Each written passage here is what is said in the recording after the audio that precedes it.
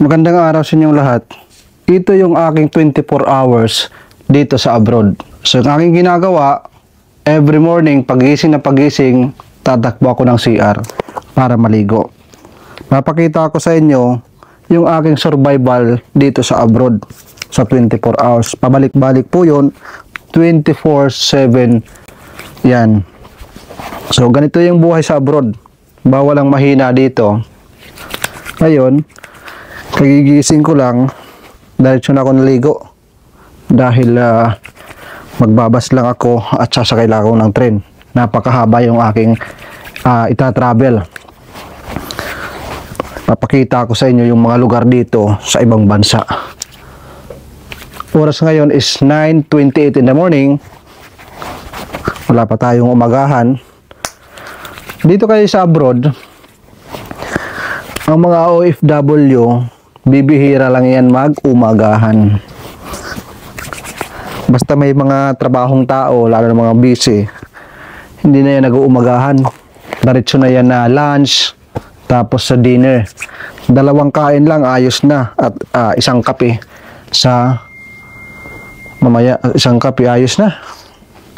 Tubig lang mga kaibigan, ayos na yan. Ayan, bago ako umalis, dadamihan ko lang yung pag-inom ng tubig.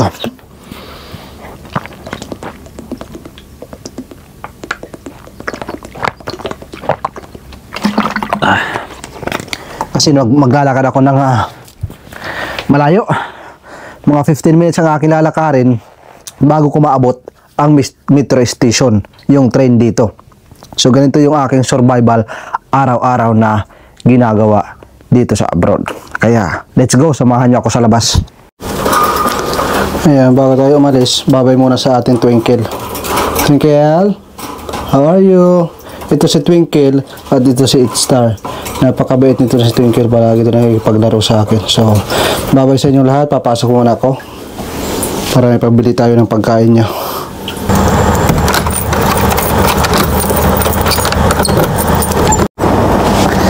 So ayan, dito na tayo sa labas.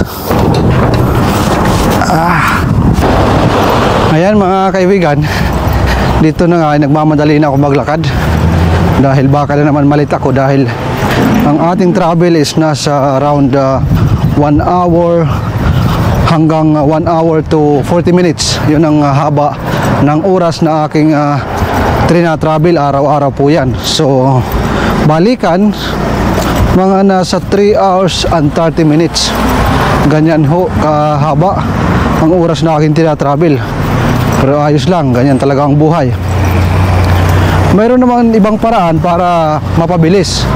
Kaso sasakay ako ng taxi, mahirap yun. Pag sumakay ako ng taxi, hindi na ako maaarawan.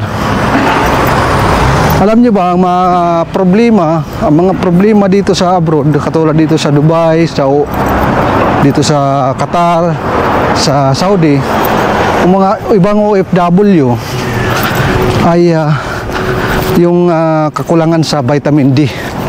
Yan, mahina ang mga buto. Kasi nga ang mga OFW dito bihira lang maarawan. Dahil pag tag-init, talagang napakainit. Tapos pag taglamig naman, ang lamig. At syempre dahil sa busy sa trabaho, pagka gising sa umaga ay maliligo, punta ka agad sa trabaho. So yun lang ang buhay. So hindi na halos naaarawan. Kasi ang araw dito, ang vitamin D is nasa umaga lang. Pag mga ganito, vitamin D na ito mga kaibigan. Pero kahit pa paano naaarawan tayo. Kaya yan ang purpose ko. Medyo mapawisan. Wala naman tayong oras sa paggising sa umaga para lang magpaaraw. Yung ating ipapaaraw, tutulog na lang natin, di ba? Ito yung aking dinadaanan araw-araw. Napakamasukal na nakakatakot na mga lugar. Ito yan ganyan ang buhay ko dito sa abroad. Meron ditong pukyutan, papakita ko sa inyo. Baka sabihin yung walang pukyutan dito sa abroad. Ayan yung tinirahan ng pukyutan dati. Hindi ako dumadaan dito sa una dahil basa-basa pa nga oh. Yung bahay ng pukyutan. Diyan yung nagbahay yung pukyutan. Mga pukyutan dito maliliit. Pero hindi naman ligwan. Kasi yung ligwan, iba yung itsura. Talagang pukyutan. Yan o, yan. Nakikita nyo yung itim na yan. Medyo masukal kasi kaya hindi makita. Yan, may pukyutan yan dyan. Yung bahay na yan, matatapos na lang yan. Hindi pa ako nakaka-uwi ng Pilipinas. Ting sa aking trabaho, dumadaan ako sa mga kagubatan. Ayan o. Dinadaanan ko kagubatan o. Grabe. Kahirap. Ayan, sa haba-haba ng aking paglalakad, naabot ko rin yung train station. So nandito na tayo sa ilalim sa lupa. Ganyan yung itsura ng station dito.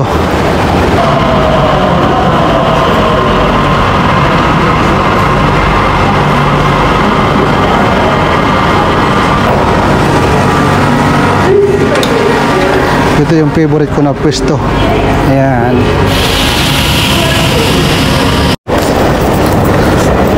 Ayun, lalabas ko lang ng pangalawang train. Dito na ako sa labasan. Sasakay kami ng bus. Kasama ko yung aking katrabaho. Ayan, pogi yan oh. Lahing pikotin yan. Yan yung itsura dito sa ilalim ng lupa. Yan po yung metro station dito sa Qatar. So, mamadali na kami. Baka malit na naman kami. Nasa ilalim yan ng lupa. Akit tayo, makikita nyo. Yan. Doon sa harap para makita nyo.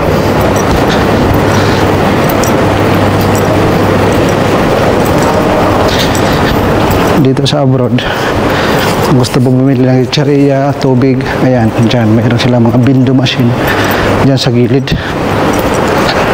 Oh, ang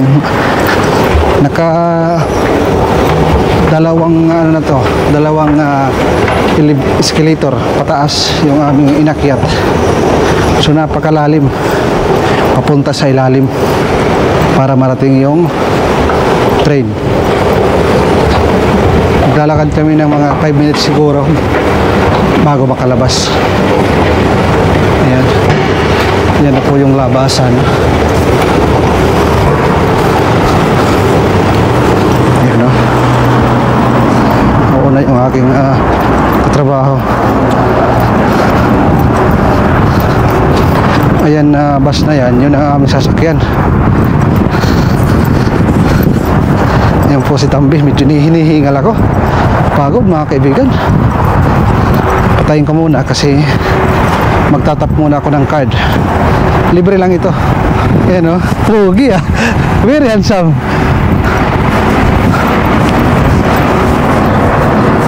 Ganito dito, naririnig nyo ba yun? Pag ikaw ay bababa, pipindot mo lang yung stop. Hindi mo na kailangan sumigaw. At dito, hindi yan hihinto ng basta-basta ng mga iba't ibang lugar. Mayroon yan poste na pwedeng maghinto. Ayan yung pipindutin niya, yung stop na yan. Tapos yung poste na yan na nakikita nyo sa labas, ayan, yung poste na yan, ayan yun palatandaan na pwede tayong magpindot. Ayan. Hindi yan pwedeng basta-basta ka na lang magpapahinto. Ganyan dito. Tingnan nyo naman, kalagayan. Para tayong VIP, di ba? Yan ang buhay dito. At mayroong oras na alis. Hindi yung katulad sa Pilipinas na pahinto-hinto, kailangan puno bago umalis. Dito para tayong prinsipe. Ayan o. Kita nyo naman, dito ko sa likuran. Sinadya ko talaga itong umupo sa likuran para makita nyo mula dito sa likuran hanggang doon. Ayan. Ganyan yung ating kagandahan. Kaya sayaman ng Qatar. talagang napakaganda na ng kanilang serbisyo ng gobyerno. Imagine yung libre lang ito. Kung ikaw sasakay ng train o kahit hindi ka sumakay ng train, di ba? Kung nandoon ka sa metro station o nandiyan ka sa bus stop, pwede kang pumara para makasakay ka. Wala kang babayaran basta't meron kang metro card. Yung metro card na yan, yung train na mabibili mo lang yan ng mura. Bawat sakay ng train, 2 real lang ang kaltas. At libre ka nang sumakay ng bus kung saan ka man na pupunta dito sa Qatar. Imaginin mo, kung ganyan lang sana sa Pilipinas, ang sarap umuwi kahit ngayon na.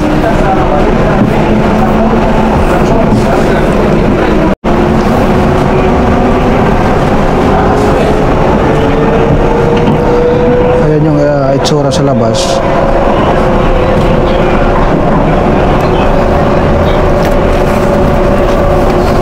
Sarap buhay natin ah. At ang kagandahan dito, ayun, merong bababa, may pumindot. Ang kagandahan dito, naka-aircon.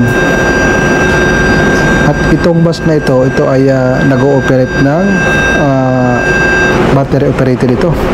Electric ito, mga kaibigan. Hindi ito kailangan ng gasolina para umandar.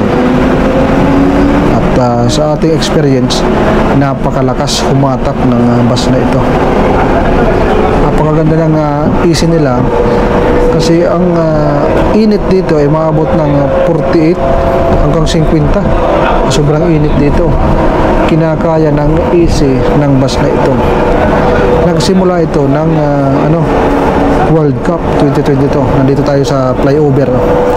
Yan naman yung mga building nasa baba. Ayan. Di ba? Ganyan kaganda dito sa Qatar. Walang-wala sa Pilipinas. Pero kahit gaano kaganda dito sa abroad, yun ang sinasabi ko, babalik na babalik pa rin tayo sa Pilipinas dahil tayo ay mga Pilipino. Yun ang katotohanan.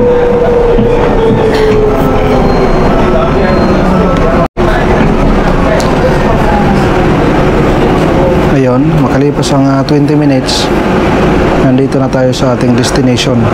So malapit na tayong bumaba.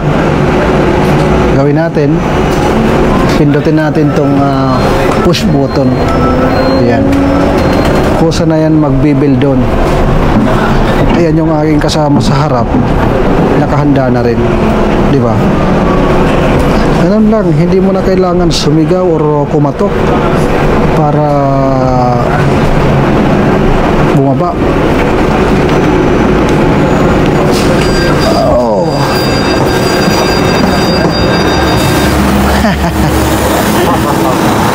Hey bro. Yan, electric yan. Wala akong tambutso yan. Kasama ko si Tambi. Si Tambi ng Sri Lanka. Very hot.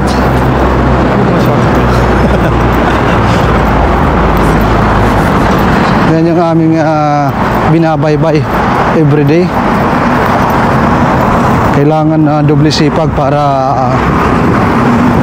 meron tayong ipadala sa ating mga mahal sa buhay. So yan, kita-kits doon sa aming trabaho.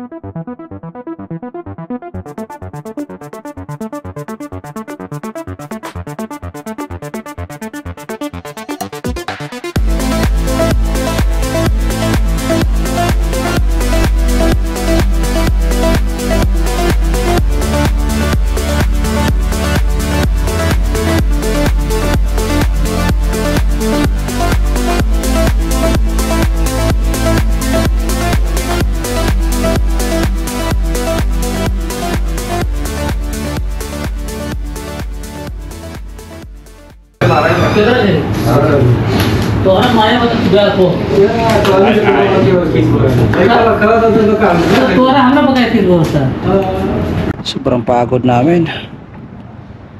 So, ang oras ngayon is 9:32. Ayan. 9:32 in the evening. Lalabas lang namin galing sa aming trabaho. Sobrang busy, grabe. Lumpuan yung aming trabaho. Dito yung aking kasama, dalawang katrabaho. So, ganyan ang buhay namin dito sa abroad. Kalalabas ko lang sa train. Kanina nandun kami nag-aantay ng taxi. Dahil nag-book kami. Ayan o. Alas 10:24 na ng gabi. Nandito pa rin ako sa kalsada. Ngayon ang umaga is ng oras yun. Mga alas 9 ako umalis. So ayan yung aking buhay dito sa abroad. Pagod, puyat. Yan yung aking tinitiis para makasurvive po tayo sa kahirapan. Kahit hindi yumaman, ang importante yung ating mga minamahal sa buhay, nasusuportahan natin kung ano yung kanilang mga pangangailangan. Hindi man ganun kalaki yung nabibigay natin, at least nakakaraos tayo sa pang-araw-araw na gastusin. So yun ang aking 24 hours dito sa abroad. At sakto pag uwi ko, may niloto na si Mrs. Ayan, favorite ko. Yun yung ulo ng tuna na napakalaki. 10 real lang yung bili ko niyan.